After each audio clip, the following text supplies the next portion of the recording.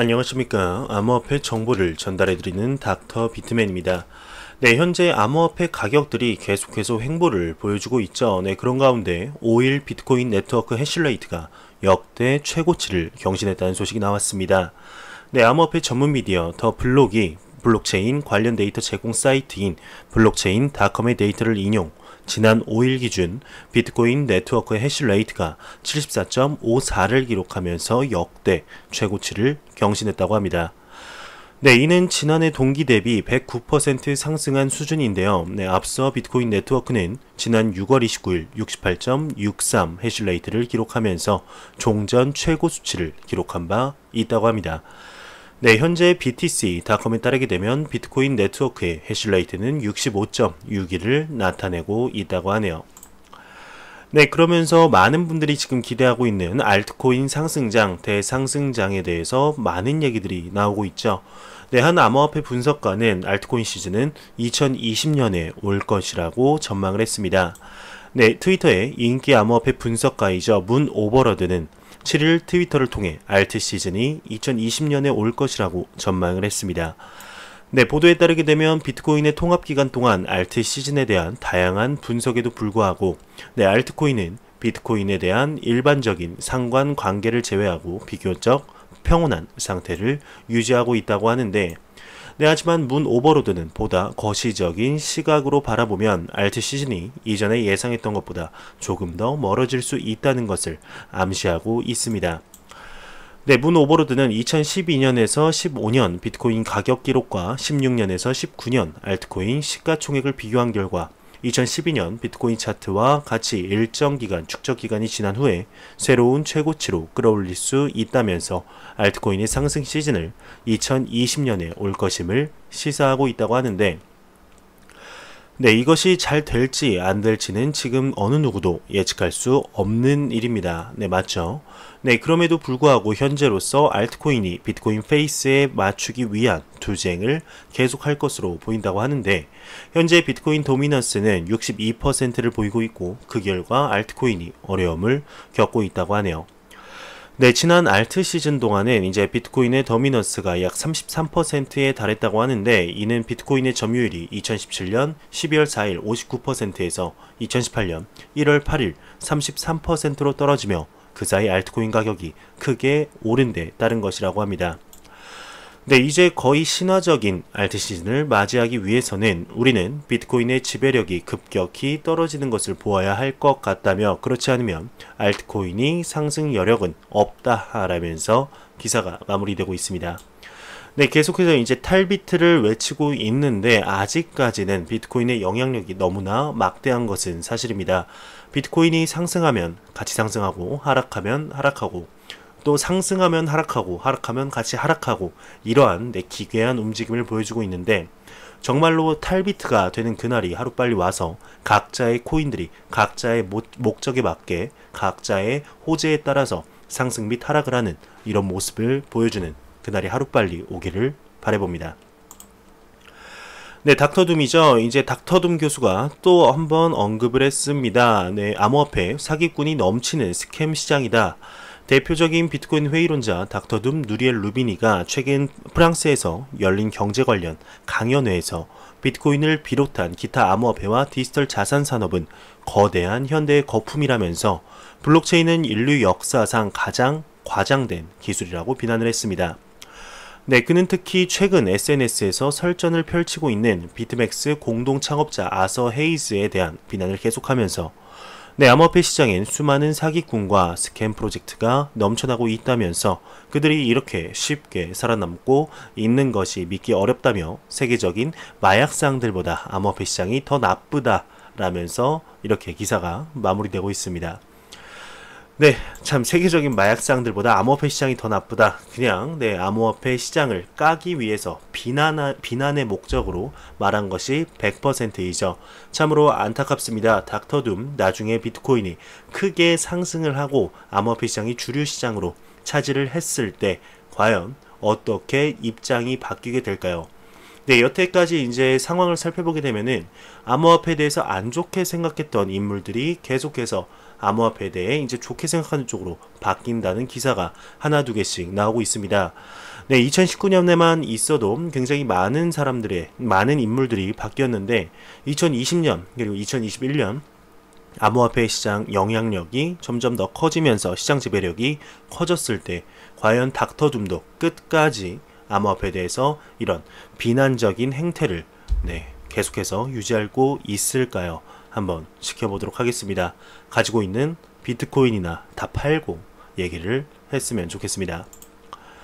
네, 미 코넬대 교수가 비트코인 하이테크가 아니다라고 언급을 했습니다. 이제 지난 5일 에민권 시러 코넬대 교수가 본인의 트위터를 통해 하이테크 인터넷 머니는 비트코인이 전하고픈 메시지라며 하지만 출시된 지 10년이 된 이 기술은 하이테크라고 볼 수 없다라고 언급을 했는데요.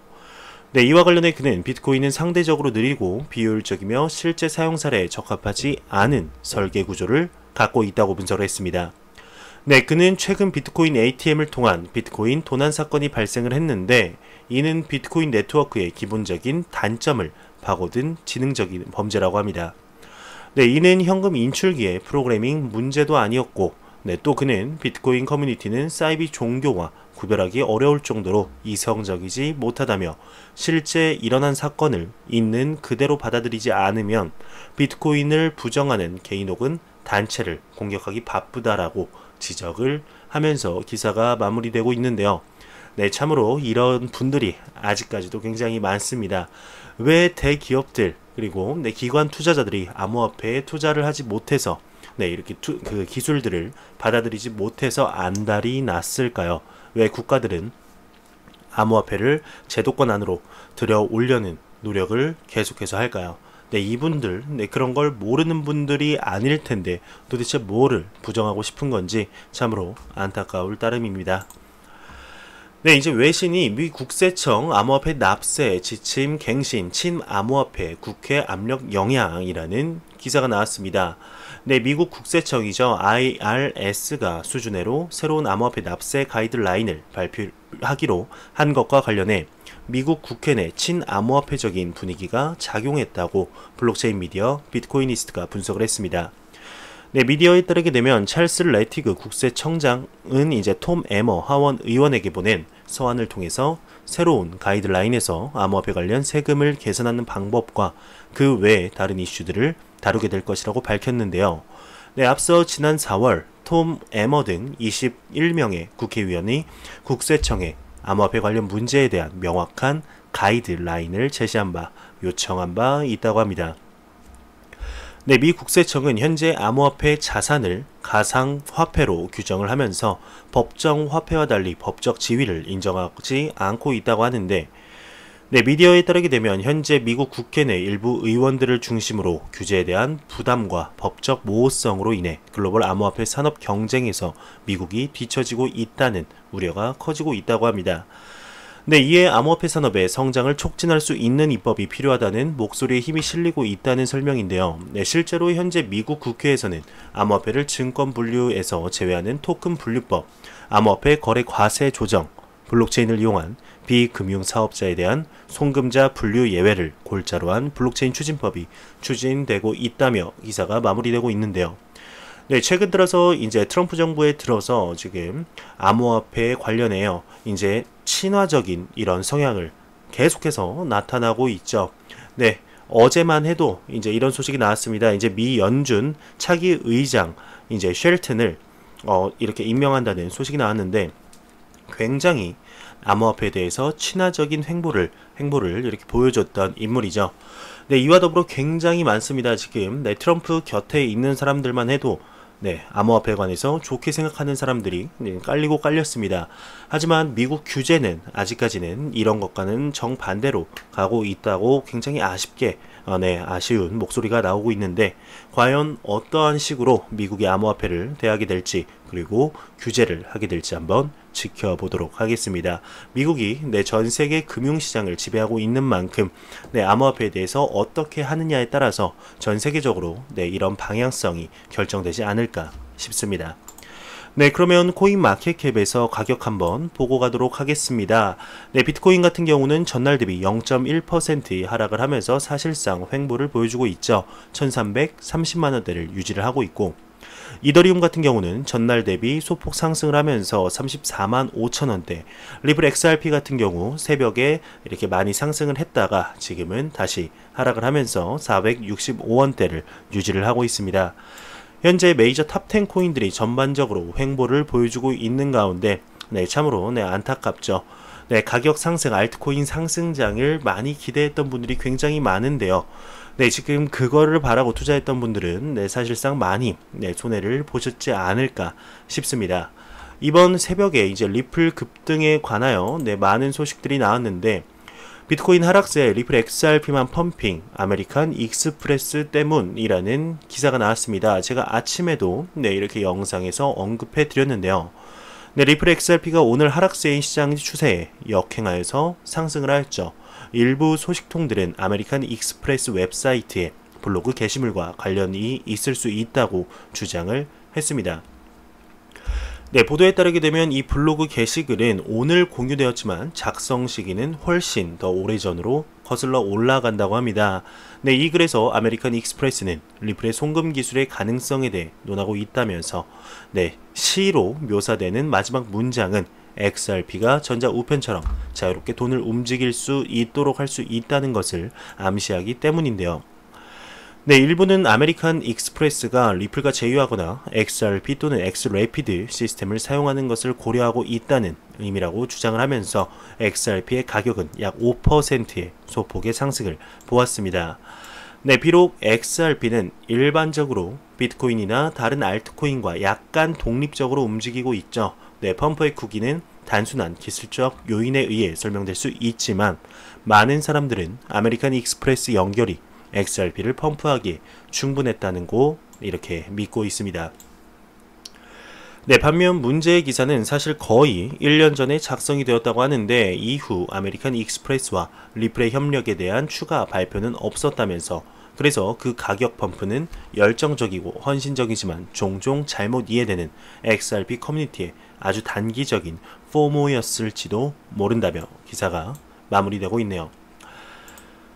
스위스 증권거래소인 SIX가 비트코인 캐시 연동 ETP를 출범한다고 합니다. 스위스 증권거래소 SIX는 비트코인 캐시에 연동하는 ETP, 즉 상장지수 상품을 4일 발족했다고 발표를 했죠. 다시 한번 기사가 나와서 언급해드립니다.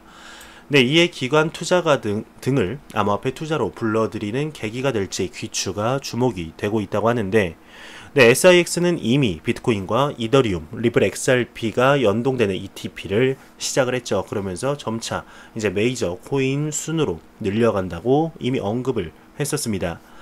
ETP는 많은 분들이 아시다시피 상장지수 펀드인 ETF, 상장지수 채권, ETN 등 거래소에 상장된 특정 지표의 가격 변동에 연동되는 것을 목표로 이렇게 하는 상품이죠.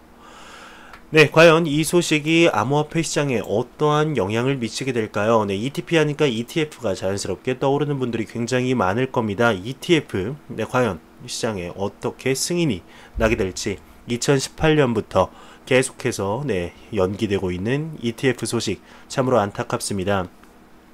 이제 벡트가 정식은 아니지만 이제 테스트 오픈을 하게 되죠.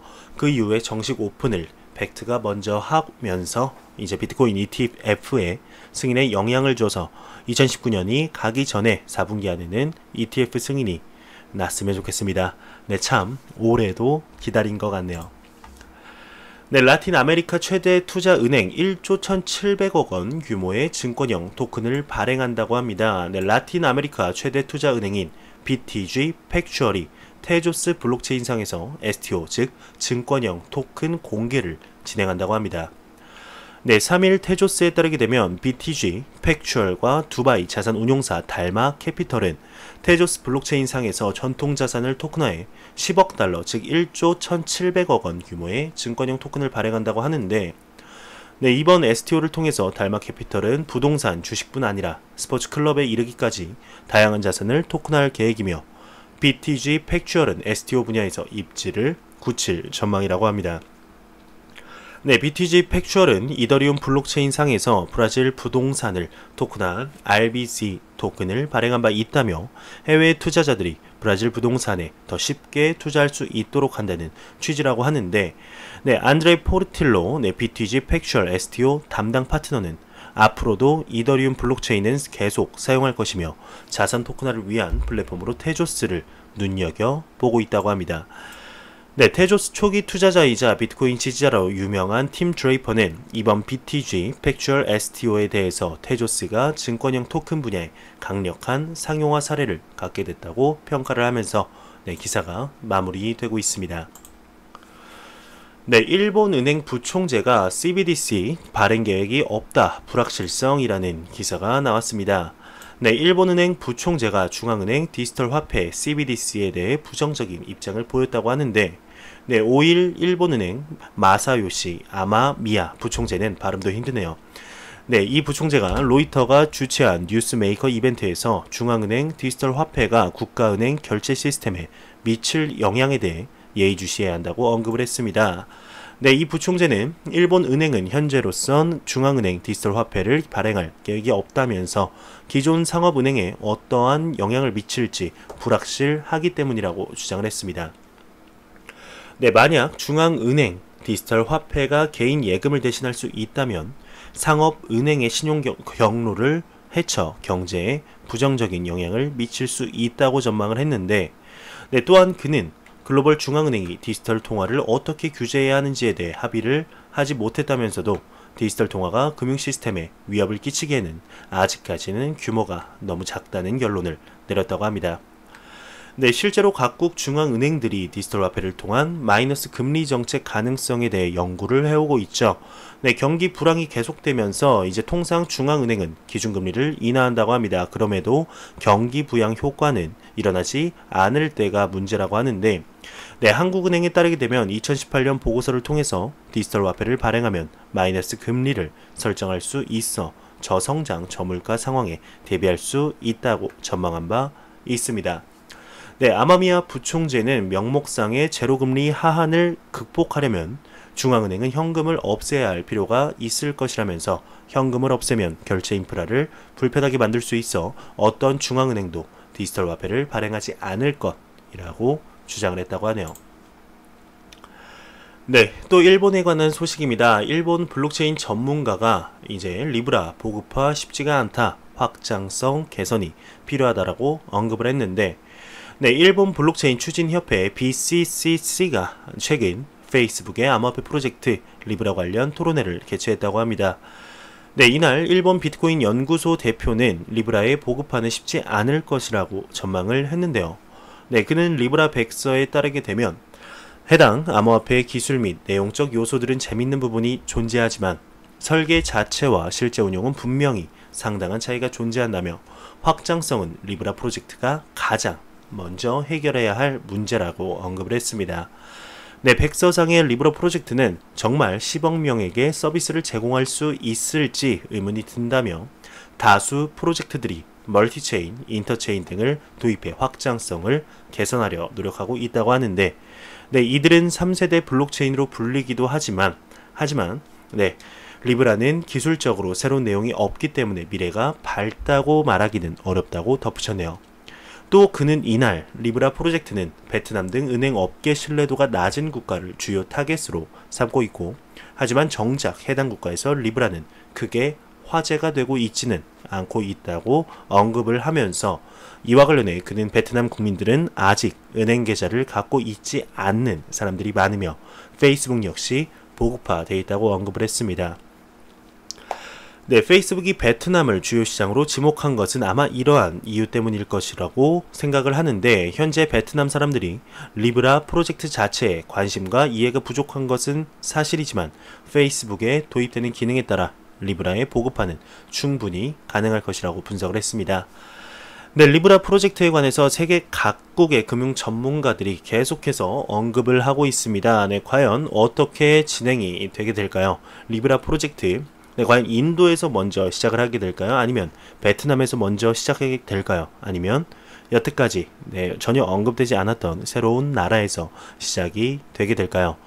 내년 상반기 정식 런칭이 됐을 때 과연 세계 경제, 금융 전반에 있어서 어떠한 영향을 미칠지는 확실치는 못하겠지만 어떤 영향이든 막대한 영향력을 미칠 것으로는 보입니다. 지금 상당히 얘기가 많이 나오면서 또 이렇다 저렇다 얘기가 많이 나오고 있죠. 어떠한 영향을 미치게 될지 한번 같이 지켜보도록 하겠습니다. 데시 커뮤니티 주요 구성원 중 하나인 데시 포스 팀이 운영하는 암호화폐 미디어 데시 뉴스에 따르게 되면 최근 데시 네트워크가 0.14 버전 포크 중에 마지막 2개 단계 업그레이드를 완료했다고 합니다.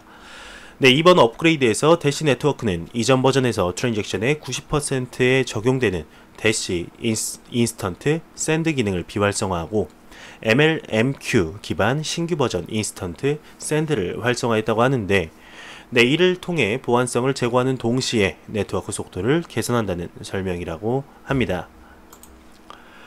중국의 엔트파이낸셜이 암호화폐 발행 계획이 없다라고 또 언급을 했습니다. 이제 일본에 이어서 중국도 이러한 언급이 나왔는데 중국 유력 경제 미디어 신랑 차이징에 따르게 되면 중국 최대 전자상거래 업체 알리바바의 금융관계사이자 세계 최대 핀테크 기업 중 하나인 엔트파이낸셜의 위성파 부사장이 최근 페이스북이 암호화폐 리브라 프로젝트를 공개를 했지만 엔트파이낸셜은 암호화폐 발행 계획이 없다라고 언급을 했습니다. 또 그는 이날 페이스북에 리브라가 출범하게 된 배경은 핀테크 서비스의 인프라 보급에 있다면서 해당 프로젝트의 성공 여부는 장담하기 힘들지만 미 하원 의회는 이미 이에 대한 공청회를 개최했다고 밝혔다면서 이는 핀테크 산업이 어려운 위치에 놓여 있다는 것을 현실을 다시 한번 일깨워주는 소식이라고 하네요. 우리나라 대한민국 부산시에 관한 소식입니다. 공공일자리, 저출산, 고령화 대응, 재정 중점 운용, 블록체인 포함이라는 기사가 나왔습니다. 연합뉴스에 따르게 되면 부산시가 내년부터 5년간 공공부문 일자리 창출, 저출산, 고령화 대응 등의 재정을 중점적으로 투입한다고 하는데 부산시는 지난 5일 2019 재정전략회의를 열고 일자리 1만 개 플러스 창출, 청년 정책 로드맵 추진, 공공형 보육시설 확충, 동남권 관문, 공항 건설, 그리고 김해공항 이용 불편 해소, 그리고 부산 대개조 지역 혁신 성장 동력, 초미세먼지 감축, 물 문제 해결, 블록체인 생태계 조성, 창업혁신 플랫폼 구축 등의 재원을 중점적으로 배분하겠다는 계획을 세웠네요. 이와 관련해 오거돈 시장은 이제 시정 역점 분야인 공공부문 일자리 창출과 저출산 고령화 대응은 물론 정부 복지 정책 확대로 지방비 부담이 대폭 증가할 것이라고 예상을 하고 있습니다. 안 보고 가면 섭섭하겠죠. 크립토 공포 탐욕 지수입니다. 67로 전날 대비 5포인트 내리면서 투자 심리가 소폭 위축이 됐다고 하는데 이 지수는 0에 가까울수록 극단적인 공포를 나타내며 100에 가까울수록 낙관을 나타내게 됩니다. 67 정도면은 그래도 크게 나쁘지는 않은 상황인데 이게 올라가면서 67이 아니라 위에서부터 내려오면서 67이라는 게 참으로 안타까울 따름이죠. 7월이 벌써 일주일이 지났습니다. 시간 참 빠르네요. 7월 마무리하기 전에는 또 이렇게 시간이 또 어느샌가 7월 말, 8월 말, 9월 말 2019년이 끝나게 되겠죠. 시간은 여지없이 흐르게 됩니다. 정말 2019년 암호화폐 시장의 중요한 시기가 되지 않을까 계속 연초부터 언급을 했는데 아직까지도 그 생각은 유효합니다. 2019년과 2020년 암호화폐 시장과 블록체인 시장에 굉장히 중요한 해가 될 것으로 예상이 되는데요. 과연 어떻게 시장 방향이 흘러가게 될까요? 일단 제가 준비해온 소식은 여기까지입니다. 마지막으로 코인마켓캡에서 가격 보고 마무리하도록 하겠습니다. 리플 XRP 기준 465.48원입니다. 과연 가격이 F5분 누르면 어떻게 변하게 될까요? 465원입니다. 0점 몇 원 이렇게 하락을 했는데 이거는 그냥 무시하도록 하죠. 지금 465원 참으로 리플 XRP의 잠재 가치에 비해서는 참으로 안타까운 수치이지 않을 수가 없는데 정말 리플 XRP뿐만 아니라 많은 암호화폐들의 불장이 다시 한번, 특히 알트코인의 대상승장이 앞서 언급한 기사처럼 2020년이 아니라 2019년 3분기 안에는 왔으면 좋겠습니다. 네, 제가 준비해온 소식은 여기까지입니다. 영상이 도움이 되셨다면 구독과 좋아요, 그리고 광고 한 편만 처음부터 끝까지 시청해 주시기 바랍니다. 네, 이 채널은 오직 광고 수익으로 운영이 되게 됩니다. 네, 항상 영상 시청해 주시는 시청자분들, 구독자분들 너무나 감사합니다. 저는 다음 영상으로 찾아뵙도록 하겠습니다. 지금까지 닥터 비트맨이었습니다. 감사합니다.